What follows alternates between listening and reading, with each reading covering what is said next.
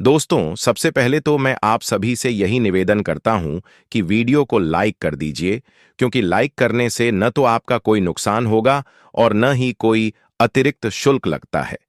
यह जो जानकारी मैं आप लोगों को देने जा रहा हूं, वह बहुत ही रोचक और लाभदायक है।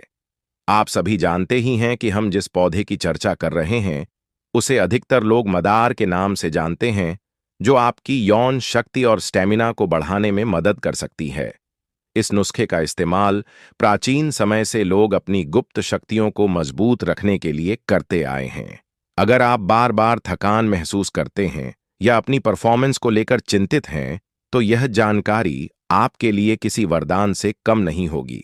इस पौधे को अक्सर हम सभी ने अपने आसपास देखा है, लेकिन शायद कभी इसकी गहरी खूबियों पर ध्यान नहीं दिया। आपकी टाइमिंग और ऊर्जा को बढ़ाने के साथ साथ यह कई अन्य स्वास्थ्य समस्याओं में भी कारगर सिद्ध होता है। यहां मैं केवल आपको एक सुरक्षित और प्राकृतिक उपाय बता रहा हूं, जिसे अपनाकर आप अपनी खोई हुई ताकत को वापस पा सकते हैं। जरूरी है कि किसी भी औषधि को इस्तेमाल करने से पहले उसकी मात्रा और सावधानी के बारे में जान लिया जाए, ताकि कोई साइड इफेक्ट न हो। आज आप जानेंगे कि किस तरह इस पौधे का सही उपयोग करके आप न सिर्फ शारीरिक क्षमता में बढ़ोतरी कर सकते हैं, बल्कि आत्मविश्वास भी हासिल कर सकते हैं। तो तैयार हो जाइए, क्योंकि आगे की जानकारी आपकी जिंदगी में एक बड़ा बदलाव ला सकती है। वीडियो को अंत तक जरूर देखें, और अगर आपको यह ज्ञान उपयोगी लगे, तो इसे अपने दोस्तों के साथ शेयर करना मत भूलिएगा। तो दोस्तों, इसे आंख का पौधा भी बोला जाता है। यह पौधा जितना चमत्कारिक है, उतना ही उपयोगी भी है, और आज मैं आप लोगों को इसके बारे में विस्तार से बताने वाला हूं। इस पौधे की धार्मिक महत्ता भी है, और आयुर्वेदिक गुण भी इतने हैं कि आप सुनेंगे तो दंग रह जाएंगे। कई बार हमारे बड़े बुजुर्गों ने इस पौधे के चमत्कारिक प्रभावों के बारे में बताया भी होगा, लेकिन धीरे धीरे यह सारी बातें हम भूलते जा रहे हैं। मैं इसी जानकारी को फिर से आप तक पहुंचाने के लिए प्रयासरत हूं, ताकि अधिक से अधिक लोग इसका लाभ ले सकें। दोस्तों, आपने देखा होगा कि भगवान शंकर को मदार के पुष्प विशेष रूप से चढ़ाए जाते हैं। ऐसा माना जाता है कि यह पौधा भगवान शंकर को बेहद प्रिय है। हमारे यहां यह विश्वास प्रचलित है कि यह पौधा अनंत चमत्कारिक शक्तियों से भरा हुआ है। आपको जानकर हैरानी होगी कि इस पौधे की जड़ से लोग भगवान गणेश जी की आकृति भी तैयार कर लेते हैं, जिसे बनाने के बाद बाजार में ऊंचे दामों पर बेचा जाता है। बहुत सारे लोग इसे पूजन के लिए घर में रखते हैं। कहते हैं कि अगर कोई इस आकृति की सच्चे मन से पूजा करे, तो उसकी सभी मनोकामनाएं पूरी हो जाती हैं। यह बात कितनी सत्य है, यह तो श्रद्धा का विषय है, लेकिन ऐसे अनेक लोग हैं जो इस पर पूर्ण विश्वास रखते हैं। अब बात करते हैं इसके आयुर्वेदिक गुणों की, क्योंकि मेरे चैनल का उद्देश्य है कि मैं प्राचीन समय से हमारे पूर्वजों द्वारा इस्तेमाल किए जाने वाले आयुर्वेदिक नुस्खों को फिर से आपके सामने लाऊं। मैं चाहता हूं कि अगर मेरी बातों से किसी एक व्यक्ति को भी लाभ होता है, तो मेरा प्रयास सार्थक हो जाएगा। दोस्तों, मुझे सब्सक्राइबर बढ़ाने या व्यूज आने से अधिक प्रसन्नता इस बात की होती है कि मेरी बताई हुई जानकारी किसी के काम आ सके। इसलिए मैं आप सबसे प्रार्थना करता हूं कि इस जानकारी को अधिक से अधिक लोगों तक पहुंचाने में आप मेरा सहयोग करें। आप बस इतना कीजिए कि वीडियो को लाइक करें, चैनल को सब्सक्राइब करें, और कम से कम 5 से 10 लोगों को इस जानकारी को भेजें। हो सकता है किसी को इसकी सख्त आवश्यकता हो, और उसे ठीक होने का या किसी समस्या से छुटकारा पाने का नया रास्ता मिल जाए। अब देखिए, हमारे यहां आंख के पौधे की 2 प्रजातियां अधिक प्रचलित हैं। पहली प्रजाति वह होती है जिसके फूल बैंगनी रंग के आते हैं, और दूसरी प्रजाति जिसके फूल सफेद रंग के होते हैं। वैसे दोनों प्रजातियों में भी कई प्रकार के गुण होते हैं, लेकिन जो सफेद फूल वाला पौधा है, वह विशेष रूप से आयुर्वेद में काफी मान्यता रखता है। इसकी एक बड़ी खासियत यह है कि यह बहुत आसानी से उग जाता है, खासकर जहां सूखी या बंजर जमीन होती है, क्षारीय मिट्टी होती है, रेतीले स्थान होते हैं, वहां यह अपने आप उग आता है। पूरे भारतवर्ष में आपको यह कहीं ना कहीं मिल ही जाएगा। इस पौधे के बारे में लोगों को अक्सर चेताया जाता है कि जो गर्भवती महिलाएं हैं उन्हें इसके संपर्क में नहीं आना चाहिए। कारण यह है कि इसकी टहनी या पत्तों से जो दूध निकलता है वह काफी तीखा और कुछ हद तक विषाक्त होता है और पुराने समय में इसे गर्भपात कराने के लिए भी इस्तेमाल किया जाता था। इसीलिए जब भी कोई गर्भवती महिला इस पौधे के नजदीक जाती है तो बड़े बुजुर्ग उसे सावधान कर देते हैं। दोस्तों, हमें यह समझना चाहिए कि आयुर्वेद में जितनी भी जड़ी बूटियां हैं उनका एक निश्चित अनुपात और तरीके से ही इस्तेमाल करना चाहिए। गलत अनुपात में इस्तेमाल करने से नुकसान भी हो सकता है। मैंने सुना है कि प्राचीन समय में जब चिकित्सा सुविधाएं इतनी विकसित नहीं थीं, तब लोग इसका इस्तेमाल गर्भपात कराने के लिए भी करते थे। यह बात बताने का उद्देश्य बस इतना है कि आपको सावधानी बरतनी चाहिए। किसी भी आयुर्वेदिक नुस्खे को अपनाने से पहले किसी जानकार वैद्य या आयुर्वेदाचार्य की सलाह लेनी चाहिए। अब इसका एक दूसरा पहलू भी है कि यह पौधा अपने एंटी फंगल गुणों के लिए प्रसिद्ध है। इसका प्रयोग अस्थमा जैसी बीमारियों में, त्वचा संबंधी रोगों में और यहां तक कि पेचिश के इलाज में भी किया जाता रहा है। मुझे कई ऐसे लोग मिले हैं जिन्होंने इस पौधे का उपयोग करके फंगल इन्फेक्शन को ठीक किया है। अब मैं आपको विस्तार से बताऊंगा कि इसका प्रयोग किस तरह और किस समस्या में किया जा सकता है। लेकिन एक बार फिर निवेदन कर दूं कि किसी भी नई औषधि या जड़ी बूटी को टेस्ट करने से पहले किसी विशेषज्ञ से सलाह जरूर लें। मैं आपको एक एक करके समझाता हूं। सबसे पहली समस्या जो आजकल हर घर में दिखने लगी है वह है जोड़ों का दर्द, गठिया, आर्थराइटिस वगैरह। हमारे घर के बड़े बुजुर्ग या जो लोग उम्र दराज हो गए हैं उन्हें यह समस्या बहुत आम हो गई है। लेकिन शहरों में रहने वाले युवाओं को भी कई बार कम उम्र में यह दिक्कतें शुरू हो जाती हैं। इसका एक बड़ा कारण हमारी जीवन शैली भी है। लेकिन अगर आप आयुर्वेद की शरण में जाना चाहते हैं तो मदार के पौधे के पत्ते बहुत ही कारगर साबित हो सकते हैं। करना क्या है? आपको इसके ताजे और हरे पत्ते लेने हैं जो चौड़े आकार के होते हैं। फिर उन्हें तवे पर मध्यम आंच पर हल्का गर्म करना है। चाहें तो आप उस पर थोड़ा सरसों का तेल भी डाल सकते हैं ताकि पत्ते जले नहीं। इसके बाद ये गर्म किए हुए पत्ते आपको सीधे उस स्थान पर बांधने हैं जहां दर्द है। जैसे किसी को घुटनों में दर्द है तो घुटने पर, किसी को टखने में दर्द है तो टखने पर। आपने देखा होगा कि अक्सर बुजुर्ग लोग या गांव के लोग इस तरह से पत्तों की सिकाई करके एक तरह का लेप या परंपरागत उपचार करते हैं। यह दर्द को खींचने का काम करता है और एक राहत पहुंचाता है। कुछ ही दिनों में आपको फर्क महसूस होने लगता है। इसी तरह त्वचा संबंधी रोगों में भी इस पौधे का दूध काफी फायदेमंद माना जाता है। बहुत सारे लोग दाद, खाज, खुजली, एक्जिमा आदि से परेशान हैं। अगर आपको फंगल इन्फेक्शन है, शरीर पर लाल चकत्ते हो रहे हैं, कहीं सूजन है या बार बार खुजली होती है, तो इसके दूध को हल्दी के साथ मिलाकर प्रभावित क्षेत्र पर लगाया जा सकता है। मैं यह बात व्यक्तिगत अनुभव और अपने बुजुर्गों से सुने गए नुस्खे के आधार पर बता रहा हूं।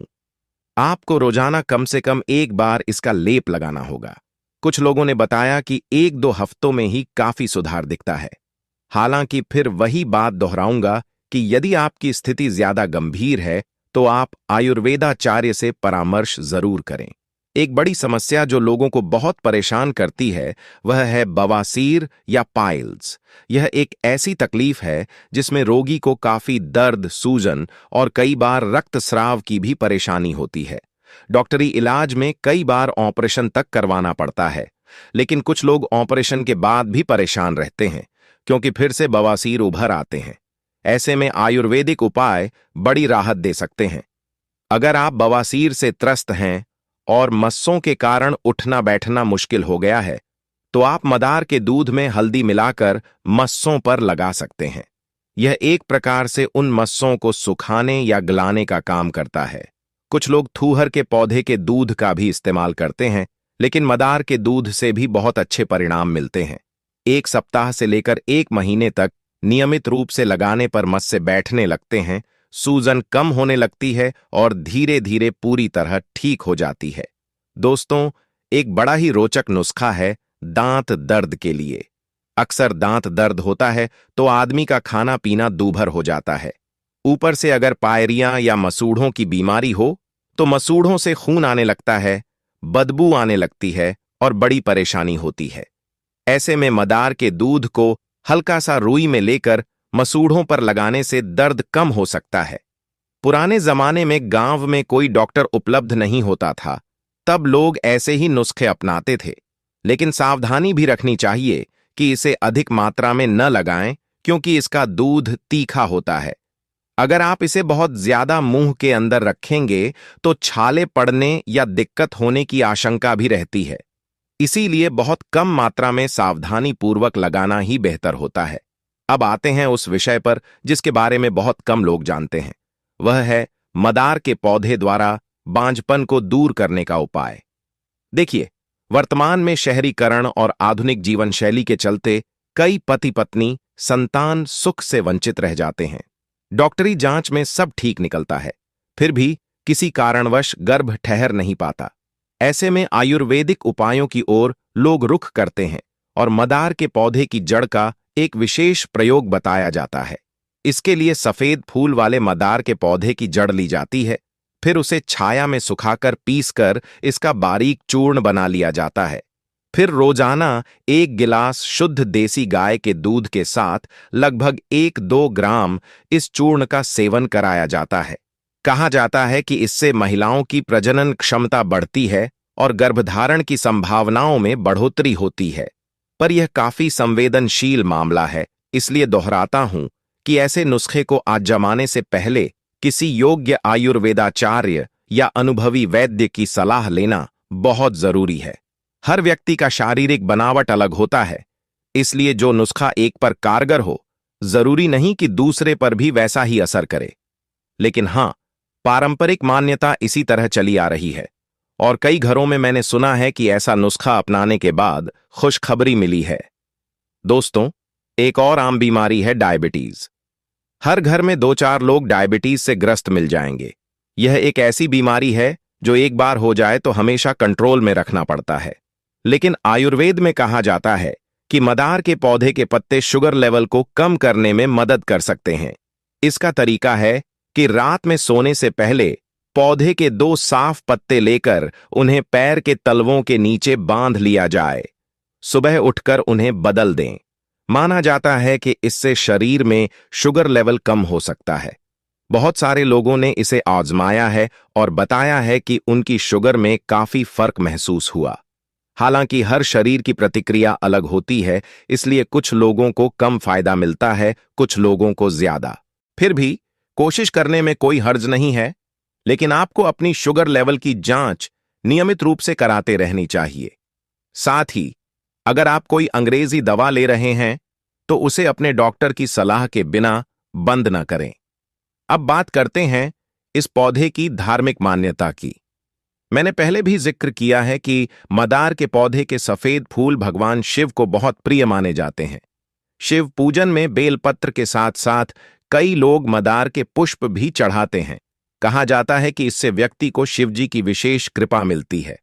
आप में से कई लोगों ने शिव मंदिरों में देखा होगा कि वहां मदार का फूल चढ़ाते समय श्रद्धालु जय शिव शंभू या हर हर महादेव का जाप कर रहे होते हैं। यह एक प्रकार की आस्था है।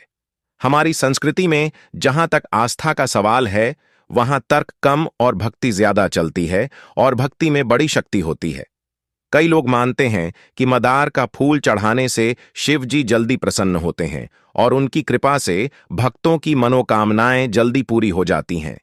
इसके अलावा मदार के पौधे की एक खास विशेषता और है। जैसे जैसे यह पौधा पुराना होता जाता है, इसकी जड़ें कई बार गणेश जी की सूंड जैसी आकृति धारण कर लेती हैं। जब लोग इसे खोदते हैं तो देखते हैं कि वाकई किसी मूर्ति की तरह वह दिखाई दे रही है। फिर कलाकार लोग उस जड़ को और तराशते हैं और गणेश जी की मूर्ति का रूप दे देते हैं। यह मूर्ति मार्केट में काफी महंगी बिकती है क्योंकि इसे दुर्लभ और चमत्कारिक माना जाता है। मान्यता है कि अगर घर में ऐसे गणेश जी की स्थापना की जाए तो घर में सुख समृद्धि, धन धान्य और सभी भौतिक सुखों की प्राप्ति होती है। श्रद्धा का विषय है, लेकिन फिर भी बहुत से लोग इसका काफी आदर के साथ पूजन करते हैं। अब मैं आपको एक गुप्त प्रयोग बताता हूं जो शायद बहुत कम लोग जानते हैं।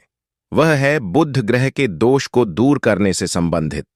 हमारे ज्योतिष शास्त्र में माना जाता है कि अगर किसी व्यक्ति की कुंडली में बुध ग्रह अशुभ फल दे रहा है तो उसकी बुद्धि ठीक से काम नहीं करती, या उसमें एकाग्रता की कमी रहती है, या बहुत ज्यादा मानसिक तनाव रहता है।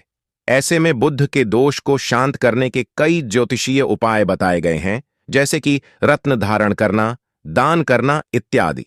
लेकिन वनस्पति शास्त्र के अनुसार अगर मदार के सफेद पौधे की जड़ को खासकर बुधवार या सोमवार के दिन अपने इष्ट देव की पूजा करने के बाद चांदी के ताबीज में डालकर धारण किया जाए तो इससे बुध से संबंधित परेशानियां काफी हद तक कम हो सकती हैं। कुछ लोग बताते हैं कि इससे उनकी स्मरण शक्ति और समझदारी बढ़ी है, नकारात्मक विचारों से मुक्ति मिली है और वे बेहतर निर्णय ले पा रहे हैं। यहां भी आस्था और विश्वास का बड़ा महत्व है। लेकिन भारतीय दर्शन में कहा जाता है कि पेड़ पौधों में भी एक ऊर्जात्मक शक्ति होती है जो हमारे शरीर और मन पर प्रभाव डाल सकती है। इन सब बातों को एक साथ मिलाकर देखें तो मदार का पौधा वाकई में एक चमत्कारिक पौधा है। इसमें धार्मिक आस्था भी है, ज्योतिषीय लाभ भी बताए गए हैं और आयुर्वेदिक गुण भी भरपूर हैं। लेकिन यह भी सच है कि इस पौधे में झर होने की आशंका रहती है, इसलिए अति उत्साह में आकर इसका इस्तेमाल कभी भी लापरवाही से नहीं करना चाहिए। हमें सदैव यह ध्यान रखना चाहिए कि हर जड़ी बूटी या वनस्पति की अपनी मर्यादा और प्रकृति होती है। अगर हम उसे समझकर उपयोग करें तो हमें उससे बहुत लाभ हो सकता है, लेकिन अगर हम अज्ञानता में गलती करें तो नुकसान भी हो सकता है। इसलिए मैं बार बार इस बात पर जोर देता हूं कि किसी भी नए प्रयोग से पहले योग्य जानकार की सलाह लेना बहुत जरूरी है। दोस्तों, वीडियो के माध्यम से या इस जानकारी के माध्यम से मेरा मकसद सिर्फ इतना है कि आयुर्वेद के जिन चमत्कारिक पौधों को हम भूलते जा रहे हैं उन्हें फिर से चर्चा में लाया जाए। हमें अपनी जड़ों की ओर वापस लौटने की जरूरत है। यह मत सोचिए कि सिर्फ अंग्रेजी दवा या आधुनिक चिकित्सा पद्धति ही हर चीज का समाधान है। हां, इसमें कोई दो राय नहीं कि आधुनिक चिकित्सा बहुत कारगर है, लेकिन जब बात हमारे प्राचीन ज्ञान की हो तो उसे बिल्कुल भी कम नहीं आंकना चाहिए। हमारे पूर्वजों ने बड़े शोध और अनुभवों के आधार पर इतनी सारी बातें हम तक पहुंचाई हैं जिन्हें आज भी हम प्रयोग कर सकते हैं। मैं बस यही चाहता हूं कि आपको जो जानकारी मैं दे रहा हूं वह ज्यादा से ज्यादा लोगों तक पहुंचे और किसी को भी इसके कारण कोई लाभ मिल जाए। अब आप सोच रहे होंगे कि इस सब में मेरा क्या स्वार्थ है।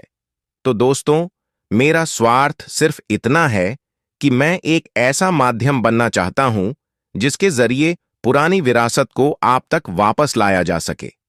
मुझे अगर आपके किसी एक दुख को कम करने में मदद मिली तो वह मेरे लिए बहुत बड़ा आशीर्वाद होगा। इसीलिए मैंने बोल दिया है कि भले मेरी वीडियो पर कम व्यूज आएं या सब्सक्राइबर बढ़ें या न बढ़ें, लेकिन मैं अपना काम करता रहूंगा। आपके बीच आऊंगा नए नए नुस्खे, नई नई जानकारियां लेकर के, और कोशिश करूंगा कि जो भी कहूं उसे सरल भाषा में कहूं ताकि आप सब लोग इसे समझ सकें और अपने जीवन में लागू कर सकें।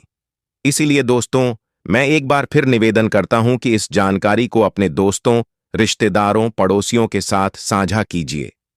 हो सकता है किसी को जोड़ों के दर्द से छुटकारा चाहिए हो, किसी को बवासीर की समस्या हो, किसी को दांत दर्द से जूझना पड़ रहा हो, या किसी को त्वचा संबंधी कोई पुरानी तकलीफ हो।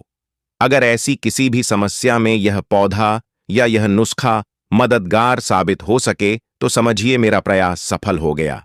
आप चाहें तो इस वीडियो के कमेंट बॉक्स में लिखकर बता सकते हैं कि आपको किस तरह की समस्या है। मैं कोशिश करूंगा कि मेरी सीमित जानकारी के आधार पर आपको कोई सुझाव दे सकूं। लेकिन हां, याद रखिए कि अंतिम फैसला आपको ही करना है और किसी विशेषज्ञ की सलाह लेना आपकी जिम्मेदारी है। अब एक बात और बताना चाहूंगा जो मैं वीडियो में अक्सर बोलता हूं। जब भी आप मदार या इस तरह के किसी भी जड़ी बूटी वाले पौधे का उपयोग करें तो एक बार मन में भगवान का स्मरण जरूर करें। हो सकता है आप किसी विशेष ईश्वर को मानते हों या प्रकृति को ही ईश्वर मानते हों, लेकिन जब आप उस वनस्पति को एक दवा के रूप में प्रयोग कर रहे हैं तब मन में उसके प्रति सम्मान और कृतज्ञता का भाव होना चाहिए। हमारे आर्षियों ने कहा है कि ये पेड़ पौधे भी सजीव हैं, इनकी अपनी चेतना है, ये हमारे लिए इतने लाभदायक हैं, तो क्या हमें इनके प्रति धन्यवाद नहीं अर्पित करना चाहिए? यह सब बातें बहुत छोटी लगती हैं, लेकिन वास्तव में हमारे मन में जब श्रद्धा और सम्मान का भाव होता है, तो प्रकृति भी हमें उतना ही सकारात्मक फल देती है। यह मेरा निजी अनुभव और विश्वास है। आप चाहें तो इसे अपना सकते हैं या सिर्फ जानकारी के तौर पर ले सकते हैं। इतनी देर मैंने आपको मदार पौधे के बारे में बताया। अब एक बार फिर से उसका संक्षिप्त सार बताता हूं। यह पौधा उष्ण जलवायु वाले स्थानों में आसानी से उग आता है। इसके दो प्रकार हैं, एक के फूल बैंगनी होते हैं और दूसरे के सफेद। आयुर्वेद में सफेद फूल वाले पौधे को ज्यादा प्रभावी माना जाता है।